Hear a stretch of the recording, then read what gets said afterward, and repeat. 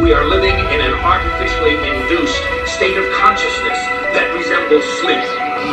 The poor and the underclass are growing. Racial justice and human rights are non-existent. We have been lulled into a trance.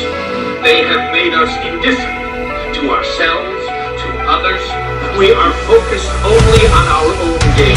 That is their primary method of survival.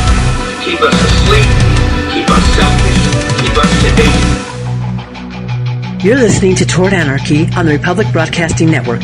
Here's your host, Michael Storm.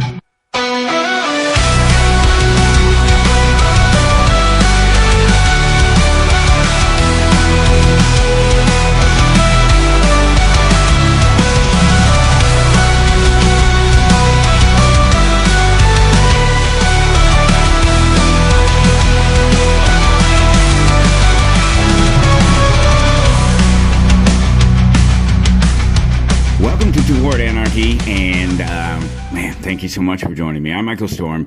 It's at Toward Anarchy on the social media, on the X's and the Faceboxes, and what is it? The Facebookses, Xbox. I need to play some video. I need to buy a new Xbox. This is what you call freeform thinking. No, this is what you call somebody who's confused and can't speak clearly. On the Facebooks and everywhere else on the web, at Toward Anarchy, and while you're here, wherever you were finding me at today, click, tap, smash, do an elbow drop on that like button, whatever it takes to get it to respond. Let me know that you're out there. Show me that you care. It's the best thing that you can do to help support me. Do it now before we get into this thing, because there's a lot to talk about, and we will be going and going and going until we can't go anymore. You can always visit Amazing Fantasies in Topeka, Kansas if you really want to support me, because that's my comic book shop, and that's where I'm at this morning. It's very early on Saturday morning, much more early than I normally am, because we have a bunch of special things going on all this weekend for the store. And so in a few minutes, not in a few minutes, but not too long from now, I will be at the Topeka Zoo along with many other people with a little celebration that they have going on, trying to have their basically their own little comic book convention there at the Topeka Zoo. Writers and artists, and it's not just about comic books, it's just a celebration of sort of pop culture, and it's a really fun thing that they showed up at the store one day a few weeks back and said, "Hey, we're doing a thing. You want to join us?" And I said, "Sure, of course I do." And then I had to figure out how to make that happen, which is usually the case when I agree to things and I have no idea I don't know what to expect. We haven't put ourselves out there like that, and it's all a foreign process to us from top to bottom, the location, everything. So it'll be interesting to see how it plays out, but it'll be fun, and that's coming up here in a little while, and you won't even notice because you won't hear this until later tonight, or perhaps much later after it's already been recorded, and so none of that will have any meaning for you. But if you happen to be in Topeka, Kansas on March 7th, sometime between 9 a.m. and 4 p.m., stop in the Topeka Zoo and see us. It'll be fun. Say hi. I'll be hanging out there. Visit towardanarchy.com. Of course, that's where you can always follow along with the show. Everything that's new, all the recent, everything is there at towardanarchy.com. You can sign up for the newsletter, win yourself a copy of Economics in One Lesson. And if we're thinking about doing this thing properly, we have an episode. It's probably 2612. It should be. That'll be the episode to associate with this one. I just had some things to chat about. Hopefully my audio's not too weird, too funky or hollow or something like that, because I am using a different microphone. But because I'm not at home, and it's such a pain to take the studio microphone, because you have to take the microphone arm, the arm, and you have to take the mount, and there's all this other stuff that you have to take. And so this little setup here is nice and simple for me, really easy, and hopefully the audio is working out real well. I'm sure it'll be fine. I've used it before. It's all of these things, they're not like real studio equipment. That's the problem when just sort of using generic computers with it, is you don't have all the luxuries of studio equipment, like meters to show what your levels are in a lot of cases. And that's a big thing. I notice it with a lot of people's content out there on the web. Their sound's not great, and they think it's the microphone, and it's the microphone placement so much more, and the volume of the microphone than it is anything. So go to towardanarchy.com to follow along. Like I said, episode 2612. There'll be a couple of things for you there to look at and to maybe follow up on. There's a couple of links that I'll talk about, but I'm not going to spend a great deal of time on them because I really want to talk about one thing today. I want to talk about the free market and whether it exists or not. Really, that's the question. Is there such a thing as a free market? And if so, what exactly is it, and what does it mean to us? What's the importance of it? And we'll just see, because I asked a bunch of other people. I tell you these things all the time. So what I did is I went out and I asked a bunch of other people just this sort of basic question: what is the free market to you? And so we'll see what a bunch of those answers are and discuss the rest of the.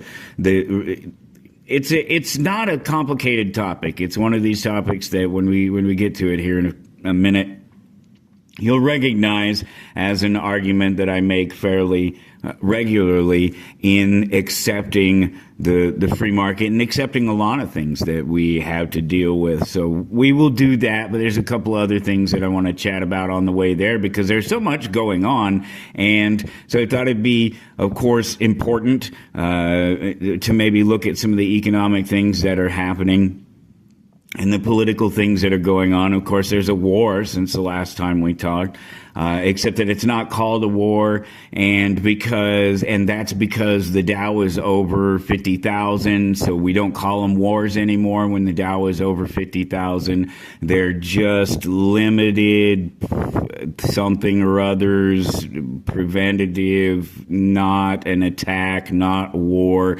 Congress doesn't need to be involved. I saw a thing that Independence Institute or Reason Magazine, somebody like that did. It was probably Reason, and maybe if I can find it, maybe if I can pull it up, I'll run it for you. But it was just a funny little thing going back years, talking about World War I, World War II, Vietnam War, Korean War, some things like that, and what they were called, because the Korean War was a police action, right? And Vietnam was, what was Vietnam? A limited engagement, something like that. And they're just using all these euphemisms to describe what is otherwise what we would call, what any normal person would call war. When you're dropping missiles out of the sky and blowing up somebody's home, that's war. People don't do that to each other. The state does that. The state causes people to do that to each other. And along with that, of course, comes the politics. And it's funny because I saw a bunch of people this past week who they're just sort of happy about themselves, so happy about their voting record. That was what was going around on the social media. It's, oh, my voting record, because they're talking about, well, I didn't vote for Trump, or I didn't vote for Biden, or I didn't vote for this clown. And so they're sort of showing, the last 30 years or whatever of their voting, depending on how old they are and how far it goes back. And so I took mine all the way back to the mid-90s, basically right after I could first vote. Not the first election I could have voted in, but the first election that I was encouraged to vote in at all. And I didn't. And then every single subsequent presidency after that, I didn't. In fact, I campaigned for Ron Paul in the 2012 election, and I still didn't vote. Because I knew that my vote would be wasted. What a pointless exercise. I slept in that day, and I slept in well, and it felt good. And I laughed at my neighbor who got up early to go vote. And to go vote for some socialist piece of garbage, too, as opposed to supporting the only freedom candidate, if you will, that was in the election at the time. But yeah, 2012, I campaigned for Ron Paul. I went to the Republican convention in Colorado, the Colorado one, and I stood outside in a orange jumpsuit and shackles and handcuffs and shackles, completely shackled. and campaigned for Ron Paul. But I didn't vote for him. I didn't bother to get up and go to the polls. By then, of course, they had by the time it would have got around to the voting anyway, they had already destroyed him. They had the Republican Party had turned their backs on him, and they weren't going to give him their support, and it just wasn't working out. There was no chance that he was going to get elected anyway. There was never a chance that he was going to get elected. The man spent 30 years in Congress and didn't change a single thing, and they called him Dr. No, the guy that was fighting against everything that all the other socialists were trying to enact, and he didn't stop a single thing, not at all. All he did was manage to do what any, I guess, whatever the word means, good politician would do, and that's get some money and resources for his constituents, and that's the long and short of it, I guess. That was his career. War is the health of the state. That was Randolph Bourne that said that. And it's an absolute fact that the war is the health of the state. What do we have going on right now? We have a collapsing economy. Not an economy that's recovering, not an economy that's sliding. We have an economy that is rolling downhill like a snowball headed for hell. As the song goes, or saying goes, that maybe was turned into a song, probably a saying before a song, but at any rate, it's a great time. Well, I went rolling downhill like a snowball headed for hell, with no kind of chance for the flag or the Liberty Bell. Oh God, I haven't heard that song in forever, and I wasn't quite on key, was I? It wasn't so far off, but what a fun song. But it says everything that it needs to say about our economy, rolling downhill like a snowball headed for hell. And so what is war?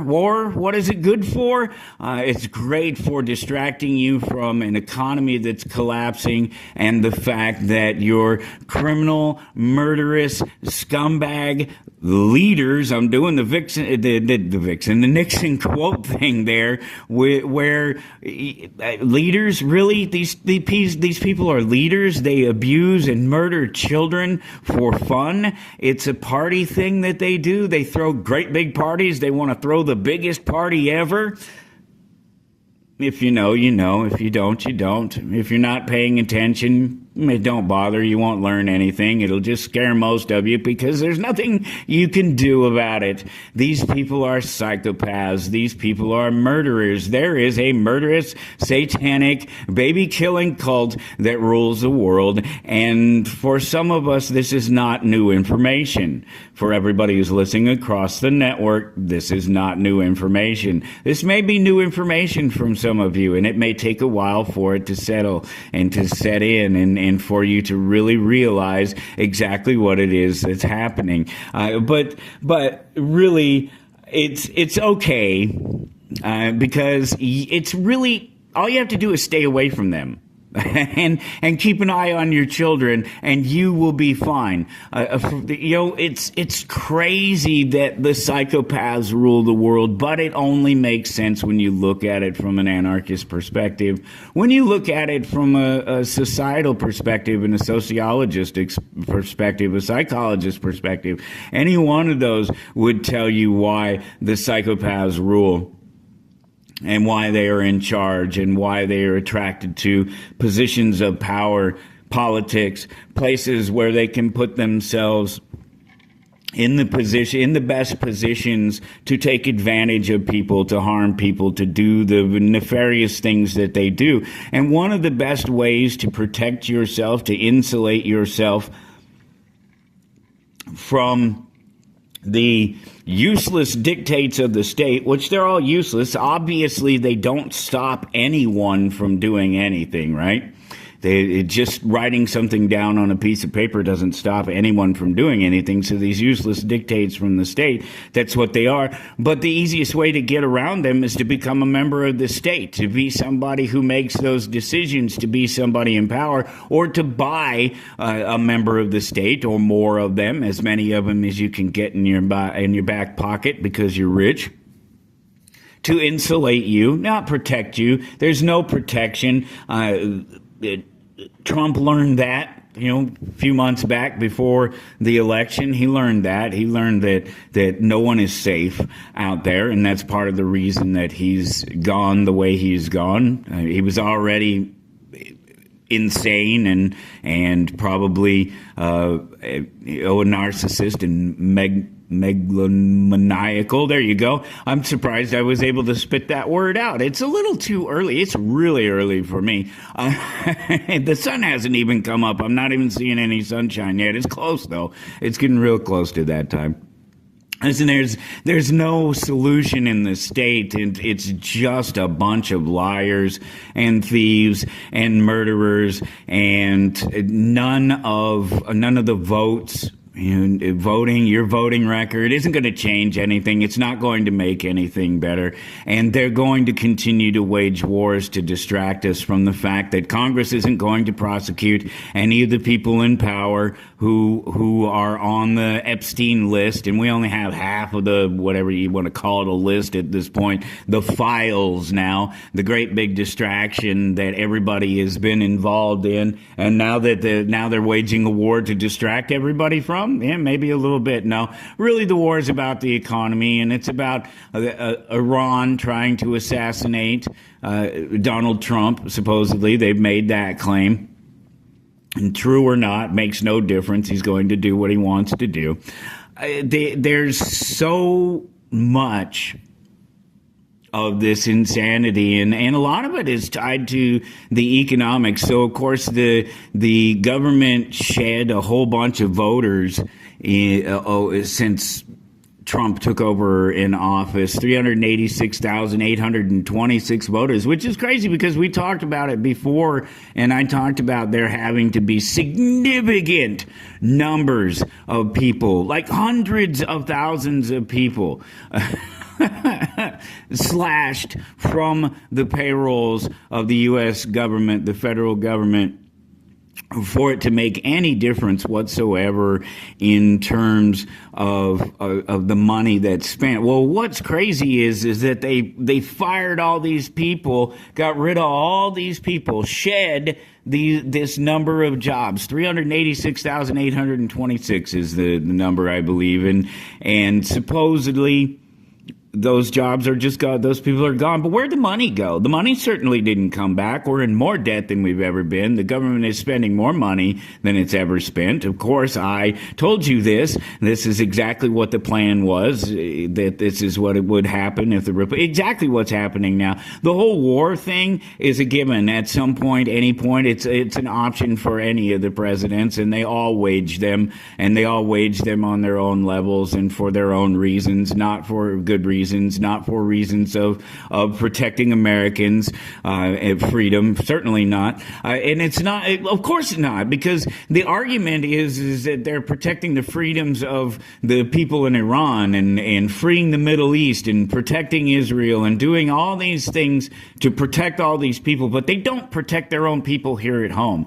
We have ICE, we have an unregulated central authority, federal police force that is running roughshod all over the nation, killing people, arresting people, and the sad part about it is even the people that are supposedly paying attention and who get that this is all problematic and that this is not a good thing, that there's nothing good about this police force and this president and their powers and the things that they're running around the nation doing, no matter how you look at it. Even if you hate immigrants, even if you hate brown people, if you hate every single other person on the planet, there's nothing good about what is happening with this unregulated federal police force that's taking over and the federalizing of policing in general. They're basically saying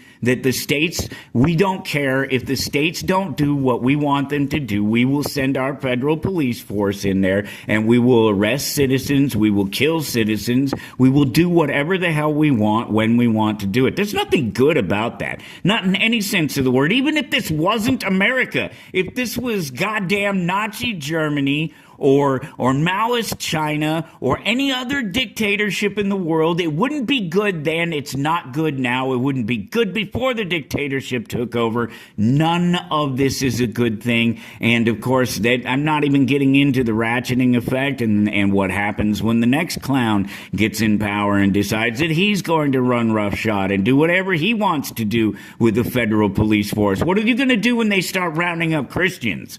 You guys have been talking about that stuff for years. You Christians have been talking about that for years. I know there's a bunch of you across the network that are Christian. And what are you going to do about it? Because that's what's going to happen. They're going to say that you're the evil. And right now they're couching this war apparently through the military. The military are being told that this is a holy war, that this is a righteous war, that this is something that God wants Trump to do. We're doing the whole Bush thing all over again and waging war and presidents before that and presidents before that. So people everywhere are talking about what's going on with ICE, and they're having a conversation, and even the smartest people are getting it wrong because they still don't get the difference between what a crime is and what a claim of a crime is by the state. And these are things that we talk about all the time, of course. And it's crazy because you know the name Michael Malice, right? You've heard this name before. So if you've heard the name before, you may or may not know who he is. I didn't know who he was a couple years ago, the first time I ever heard him. He was on the Joe Rogan show, and I'm listening to the two of them talk. I don't remember anything particular or specific about the conversation. It was just your typical, 2 hour, 2.5 hour, 3 hour long rambling fest of nonsense that happens on the Joe Rogan show between any given guest. I'm not saying that that's what happens the entire time, but any given guest, it can end up being that. And that's what happened again here the other day when this Michael Malice was on Rogan. But the first time that I heard him a couple of years on Rogan, a couple of years ago, it was crazy because I'm listening to the conversation and I distinctly remember thinking as the two of them are talking back and forth, and it's something about the state and it's something about recognizing that the state is at the heart of all of the problems, but they're not recognizing that part. They're doing everything they can not to say that the state is to blame. And it's amazing. It amazes me how people dance around the topic of the state being responsible for any number of the ills that we experience, the problems that we are having as people and as a society in America because of the state, and around the world because of the state. All states everywhere. And so I was, oh wow, that's crazy. This guy right here, he almost sounds like an anarchist. This guy's like a week away, one voting session away, one failed politicking away from realizing that he's an anarchist. And then, of course, I find out later who the guy is, and he is this anarchist, I guess, escaped from socialism and whatever. He's got a great life story behind him. I don't really know what it is. I don't care. That was the thing about it. When I heard him, I don't care. He's just some other guy. He's just having a conversation. And of course, I'm thinking to myself, man, Joe, you ought to have yourself a real anarchist on. You ought to have somebody like me on there who will actually tell you that the state is at the heart of the problem. And if you challenge me on it, I'll tell you exactly why the state is at the heart of the problem. You may not believe it. You may not want to hear it, but I tell you that. And I just think, what would it be like to sit down on Rogan with an actual anarchist, not a Dave Smith libertarian, not a Michael Malice so-called anarchist, and I'd say why? Because so I get this impression listening to this show, and I think I talked about it years ago when I actually saw it. I'm probably on record somewhere about it because it struck me as such a thing that this guy calls himself an anarchist, and Joe thinks he's an anarchist and has him on his big show and on his platform and all this, and the guy's sitting there basically just making excuses for the state, as most statists just tend to do. And so wow, okay, this strikes me as this guy's almost an anarchist, and then he's calling himself himself an anarchist. I find this out later that he calls himself an anarchist. And I think to myself, wow, how can that be? Because the things that I heard this guy saying, they were shy of anarchists. They were libertarian, wishy-washy libertarian at best. And so it just stuck with me that, oh, well, this Michael Malice guy, he must not be much of a real anarchist. He must just be another political talking head, not quite associated with the right. And somebody even pointed that out to me after I had made a statement about it here, this recent appearance on the Rogan show. And then somebody else made a mention about that he had written a book in this time period, I guess. I don't know. And don't really care, but there is a point here. And the point isn't ever about them, and that's what it's about. Whoever you just slap a name on him, I don't care. It doesn't matter. It's not about this guy, this Michael Malice. It's not about Rogan. It's about this attitude. It's about the lack of the conversation. It's about the people who claim to be something that they're not. And it's funny because people follow them and they fall right in line. And if you suggest to these people that the individual, that the person that they like, that they think is the greatest thing since sliced bread, whatever it is, the best representative for their viewpoint, that has a voice and a platform that's out there, and then you hear what they actually do and what they actually say, and you find out that what is it that these people believe? Because the first response I get to my pointing out the fact that this guy isn't an anarchist, that he lacks a certain moral fortitude and clarity when it comes to talking about what anarchy really is. He's against the state that he doesn't like most statists, or even anarchist light or libertarian or whatever you want to call them. They just don't get the full sense of what's wrong here. And in regard to ICE and what's happening around the nation, basically he and Joe were sitting there praising what ICE is doing. So right away you know that he's a bordertarian.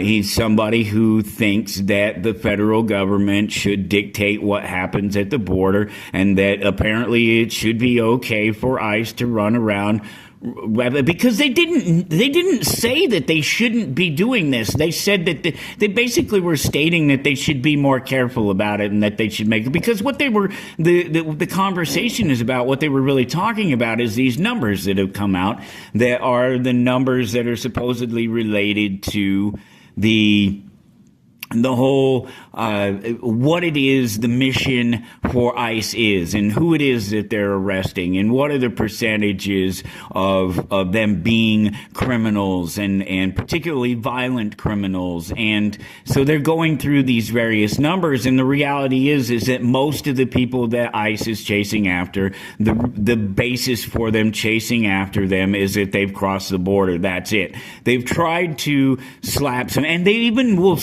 they gaslight you about it when you ask any of them about it.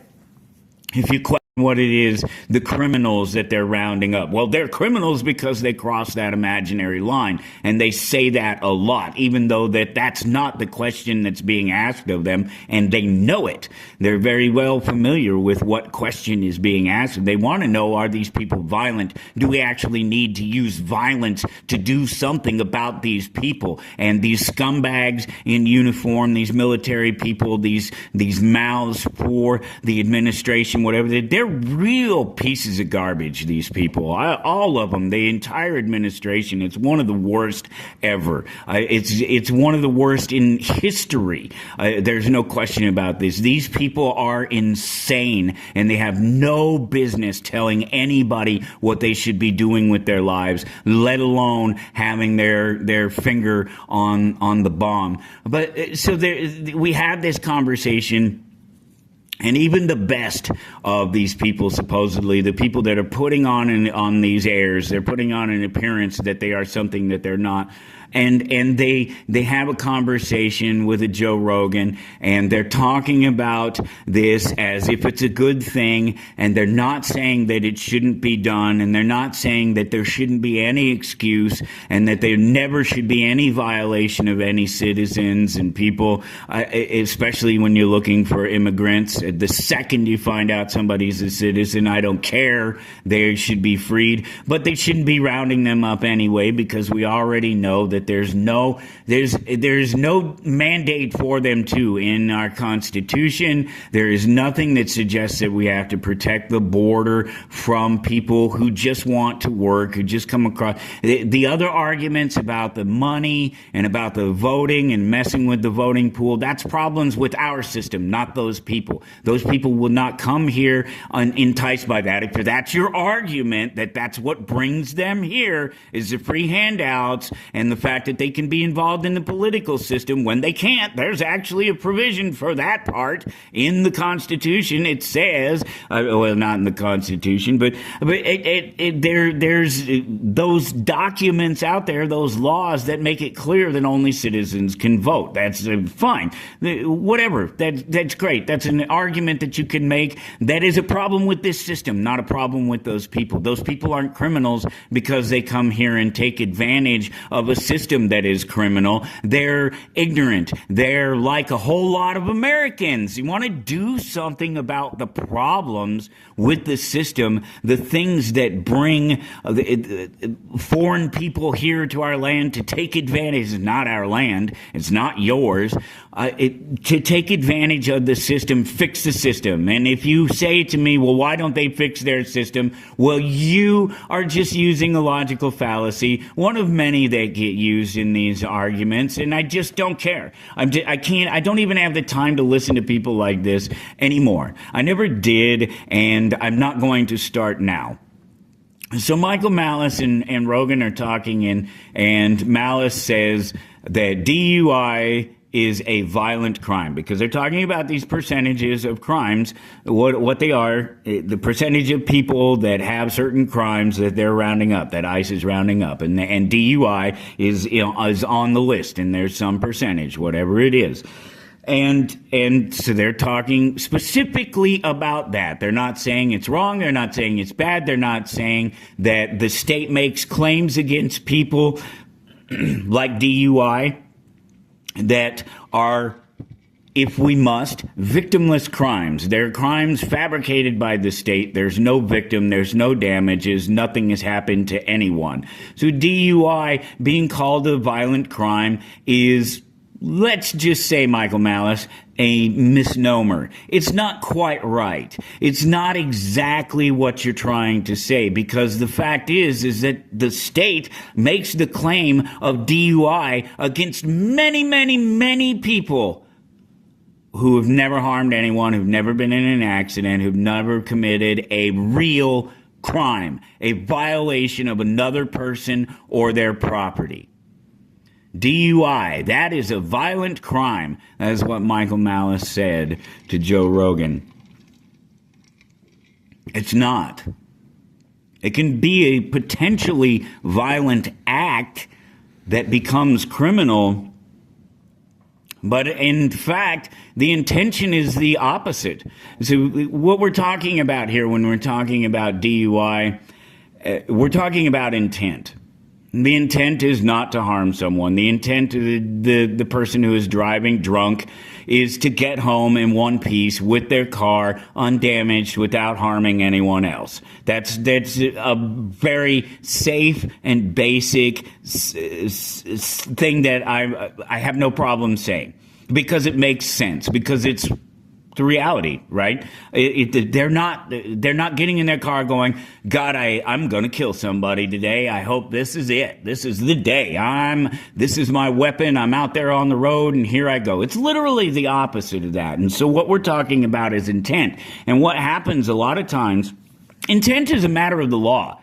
there's a reason why intent is understood to be a part of the law, because it's the difference between manslaughter and murder is what you're talking about. It's the difference between an accident and a deliberate act. It is intent. And so a lot of people, when I say that DUI is not a crime, that violating other people and their property is a crime. So DUI is not a crime without an accident, without a violation of some other person or their property. DUI is not a crime. Somebody has to say, invariably, every single time, this is not something that just happened once. This is something that happens every single time that this subject comes up, and this subject comes up a lot because I use it as a really good example because people are wrong on it. And the fact is that when somebody says DUI is not a crime, somebody says, well, is pointing a gun at or shooting randomly at someone or out in public or something, would that be a crime? Because that's what you're doing that's like a loaded gun when you get in the car. Wrong. A gun is for killing. Okay? Absolutely. That's what a gun is made for. They're not made. You can say defense, but the defense thing comes along with the understanding that you may have to kill someone in your own defense. So a gun is made for killing. All right? Handguns are made for killing. Ain't no good for nothing else. That's what Leonard Skinner said in the song, and they're right. I don't like the song. I think it's a bad example of what we would call gun control, gun safety, a smart use of guns, and a description of the value of the firearm. But it's right in that sense that that's what guns are for. They're made for killing. And so it's not, cars aren't made for killing. Cars are made for transporting people from one place to another. So putting yourself drunk behind the wheel of a car is not the same thing as loading a gun and then going out into public. Because the intent is completely the opposite. Loading a gun, first of all, making the argument that pointing a gun or shooting at someone randomly is the same thing as a DUI or someone driving while drunk. It's a logical fallacy. Right off, it's a logical fallacy. It's the argumentum ad absurdum. It is taking the argument to the most absurd level because you know you're right. The only time you do that is because the person is right, and you're trying to move the goalpost so far away. And I got accused of moving the goalpost away because I said it was the difference between manslaughter and murder, and that it's about intent.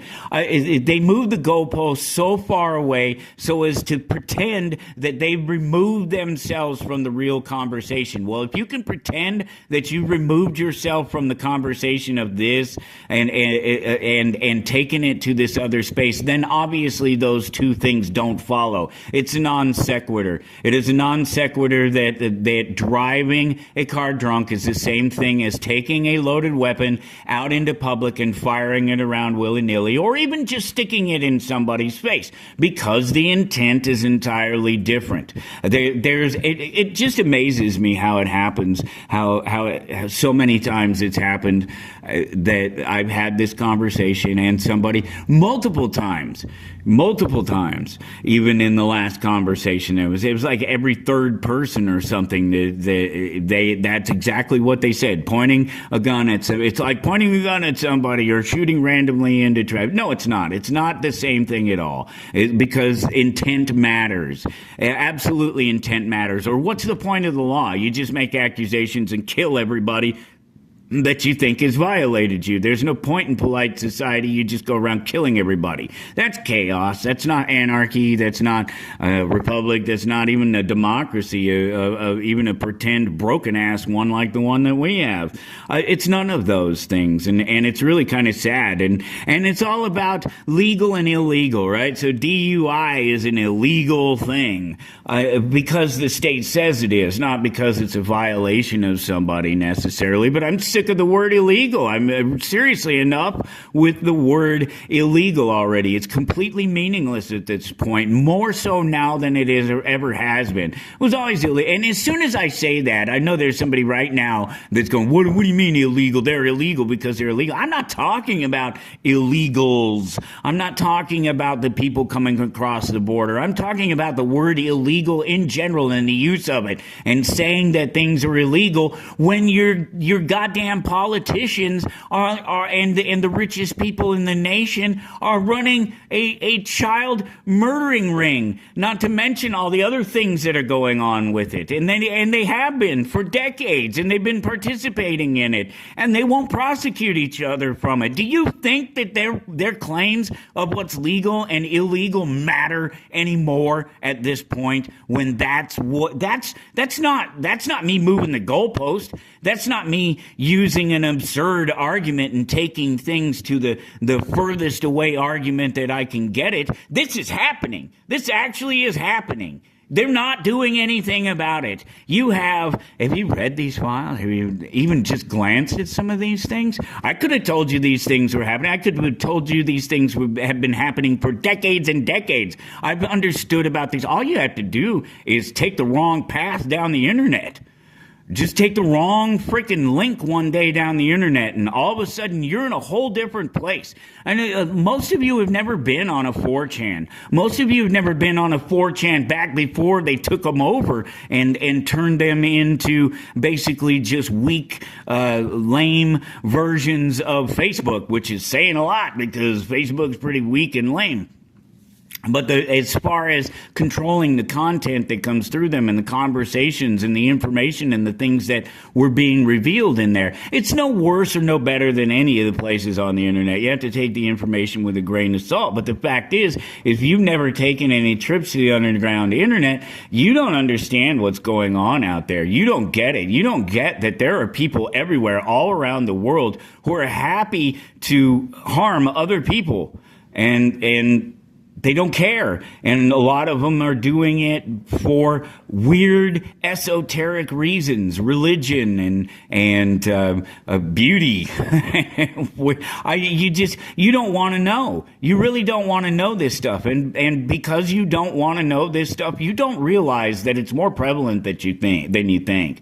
That there are more people out there abusing people of all ages, but children in particular, so much more than you think. And those of you who don't understand any of it at all, you don't understand that it's mothers and fathers at the heart of it, that they're the first in line, and that they're the most dangerous for these children, that it's the ones that disappear that get the press.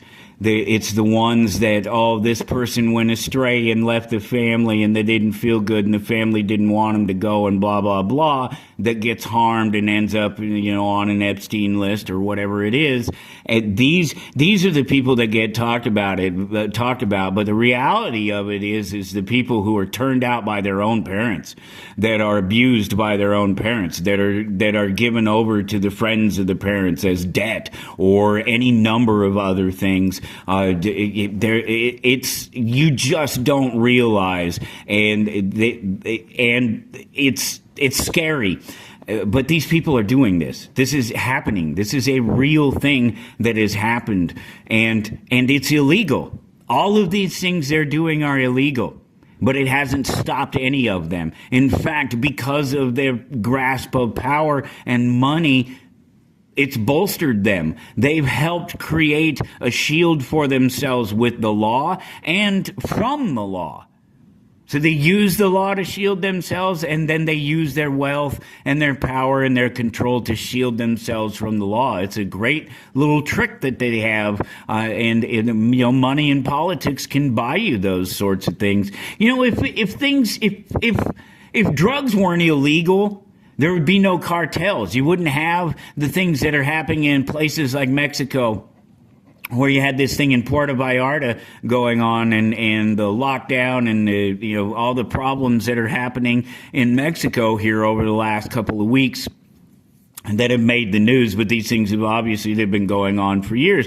If drugs weren't illegal, there'd be no more cartels. There'd just be legitimate business people competing for customers, and the free hand of the market, the free market. It helps regulate these things through the natural process of you must provide good product and good service to stay in good business and good standing with your customers. And if you want to get new customers, I'm a businessman. I know how it works.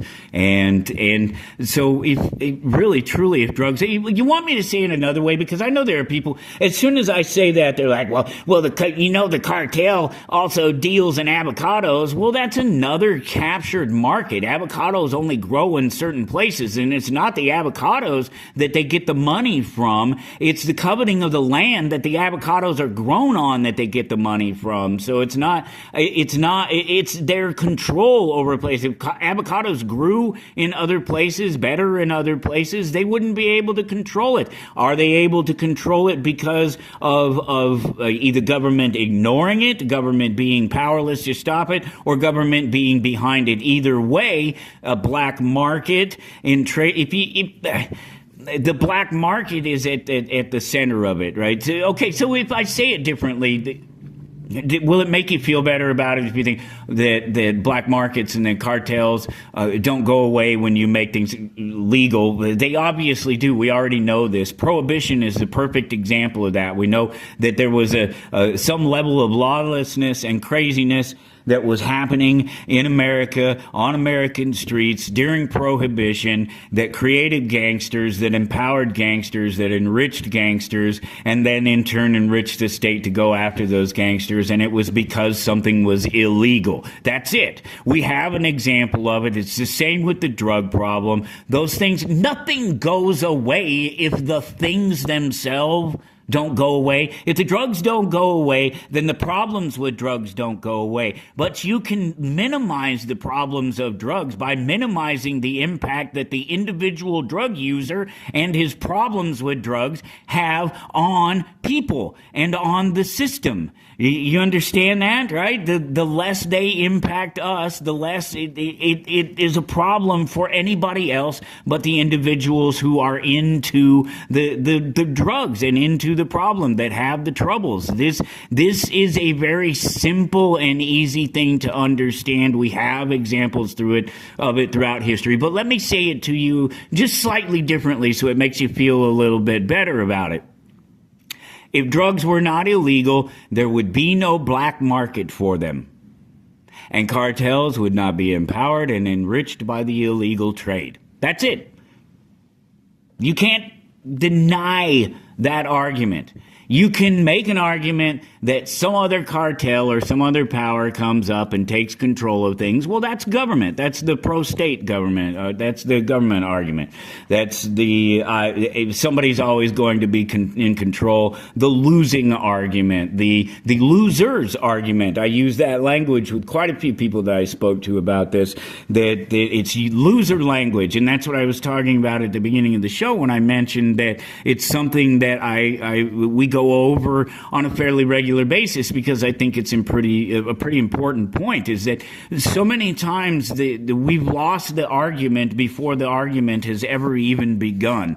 And I'll explain that here in just a second, but I want to take a moment, because I hadn't thought about it, to do it yet, and just remind you to support the network. I've mentioned people across the network and listeners, and it's amazing. I am a part of a network, and if you continue to excuse me, if you continue to listen to the network today and continue to listen to this show and through the show into the second hour, you get a great conversation with the one-armed madman. Otherwise, if you're outside the network, if you're listening to the show somewhere else, YouTube or Castbox or whatever it happens to be, just look for the next episode in line. So, and it'll be there. It'll be the conversation, and we can have. It's going to be a good conversation on the network. You'll join it already in progress, but you won't miss anything out of it. And it's a good conversation. It always is with the one-armed man. But thinking of the one-armed man coming up at the top of the hour here,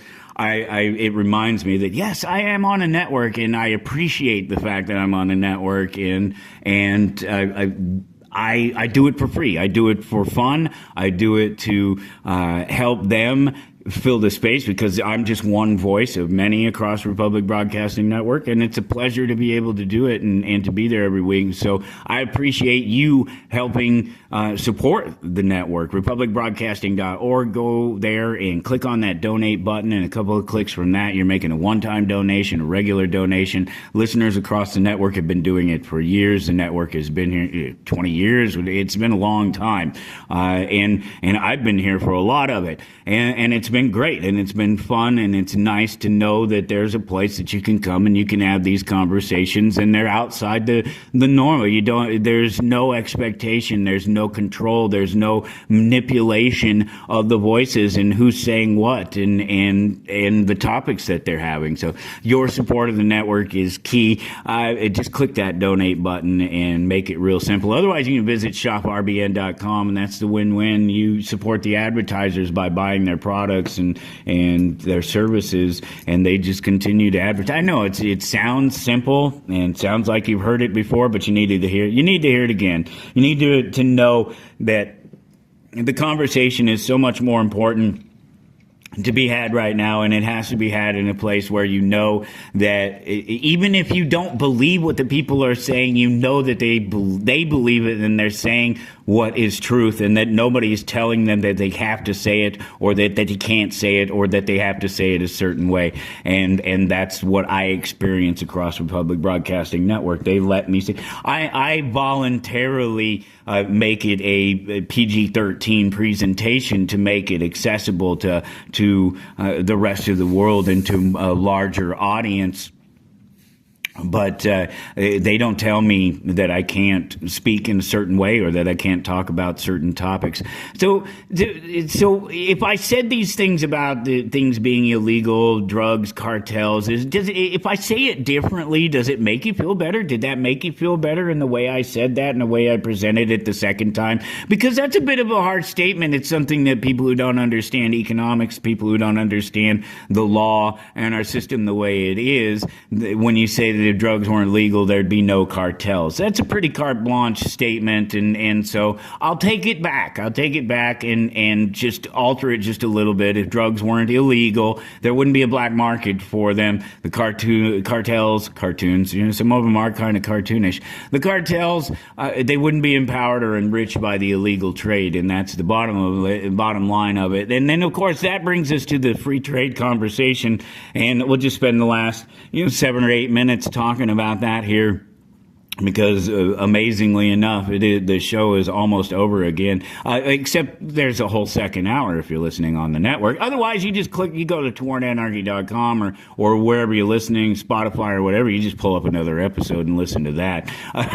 But on the network, there is another hour coming up, and there's a great conversation coming up for you. So stick around at the top of the hour when we get there, even if I just roll right through it, which I may just even do. It just depends on where I'm at in the conversation. Because there's only a handful of points that I really want to make about this, because I guess it depends on who you ask what the free market is. There's some people that say that it's about just simple free and individual exchange. I think that's me. That's real simple.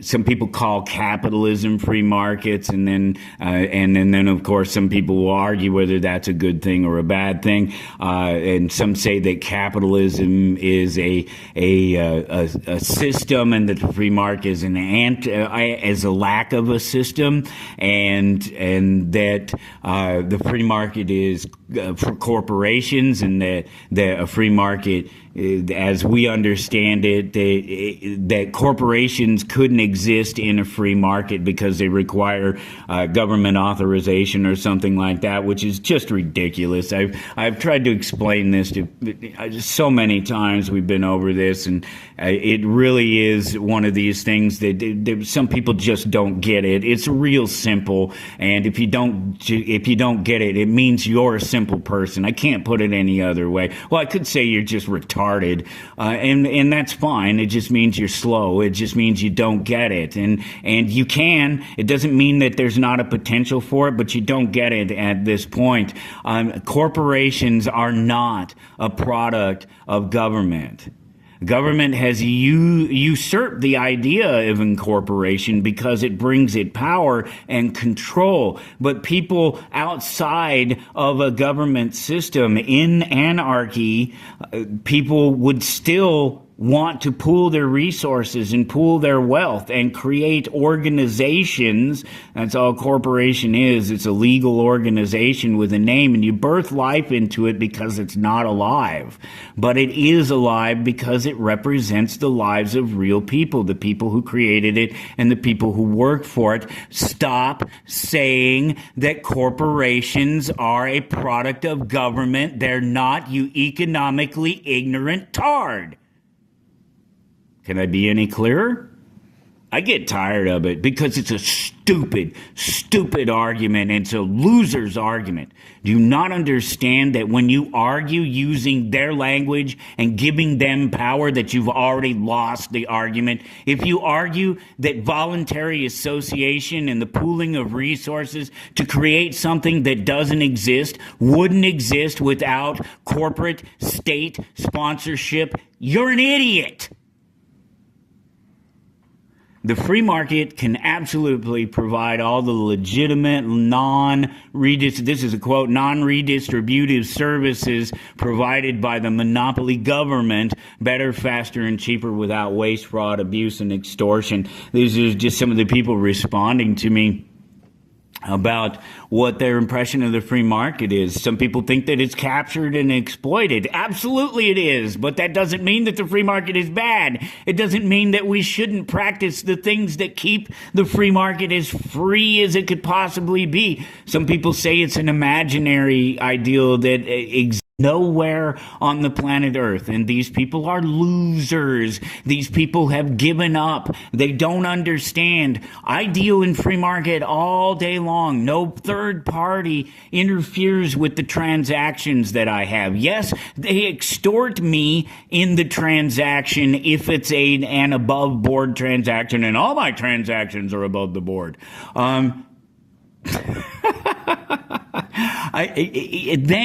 Then there's some manipulation, but that's theft. That's not a manipulation of the market. Their interference in the market, their theft, didn't make the decision between me and the individual to exchange goods, services, currencies with each other at all.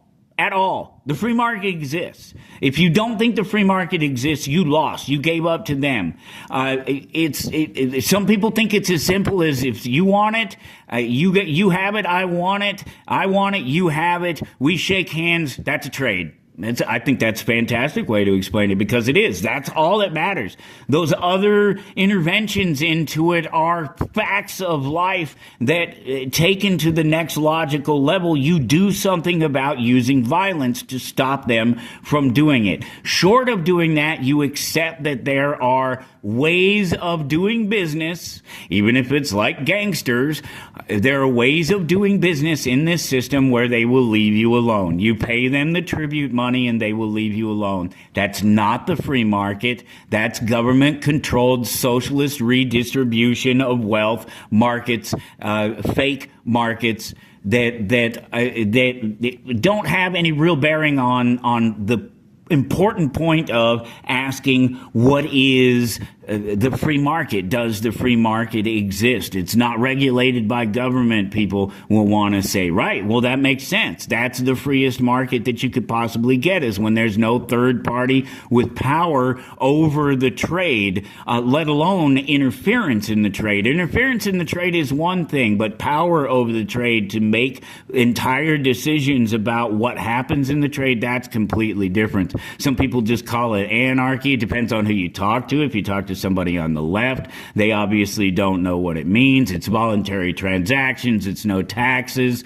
It's the same as the drug market for the past 40 years. Somebody mentioned. I think that's great because that's exactly that. The black market in drugs is created because drugs are illegal, and so the free market trade in drugs isn't a free market. It's still manipulated and controlled by those guys who run things, but it's a free market between myself and the drug dealer. And I got to go see him. I'm running out of time. We are at the end of this hour. I got to wrap this up. We'll pick up the conversation again as we always do.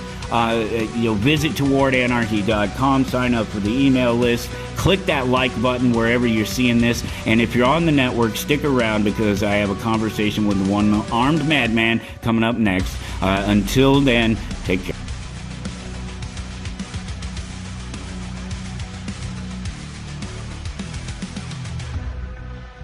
You're listening to Toward Anarchy.